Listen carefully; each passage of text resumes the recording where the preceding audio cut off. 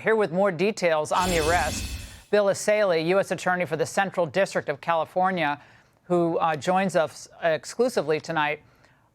Bill, how were you guys able to track this guy down? Laura, this was the incredible work of the ATF and our prosecutors. Here's what we know. At midnight of this year, 12 minutes after midnight, the fire started. Mr. Rittenneck was the only person at the location of the origin of this fire. He called 911 a few times to try to report the fire himself, and we could geolocate him to the exact location of the fire. No one else was there. We've eliminated every other cause of the fire. It was not fireworks. It was not lightning. It was no other cause other than an open flame, likely a lighter. And he made some statements to the ATF. He made false statements. And then we got into his digital devices, and you could see some of the disturbing images he had ChatGPT generate. And he also listened to this odd rap song, a French rap song, he speaks French, which has imagery of items being burned, of someone burning things. So we have eliminated basically every other suspect and cause other than the defendant who we charged today. Do we know anything else about him? I know you can't prejudice the case, but anything else you can share with our viewers tonight about what compelled him to this fascination with chaos and destruction?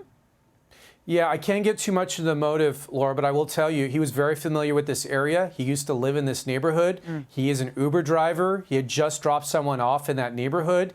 It was around midnight. He seemed to be maybe down or depressed, and he was trying to get a hold of a friend, and he decided to go up on the hill and light this fire shortly after midnight. Usually is resulting from anger, resentment, desire to be known or somehow famous or infamous. It doesn't matter.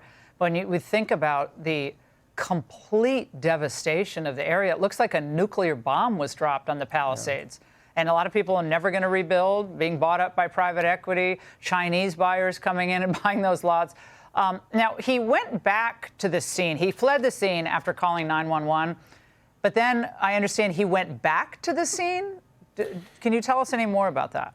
Yeah, you know, this is something our experts say is common with arsonists. They like to watch the fire. They like to watch the response and be a part of it. So he did try to call 911 to get the fire department out. He left. Once he saw the fire trucks responding, he turned around and went back. And he interacted briefly with the firefighters. He took some videos. And what's interesting about this fire, Laura, this was on January 1st. And so we just want people to understand, we now know the origin and cause of the Palisades fire, which was what we call a holdover fire.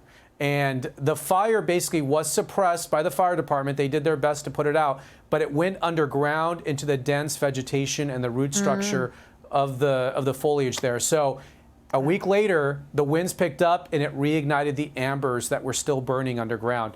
That's how the Palisades fire started.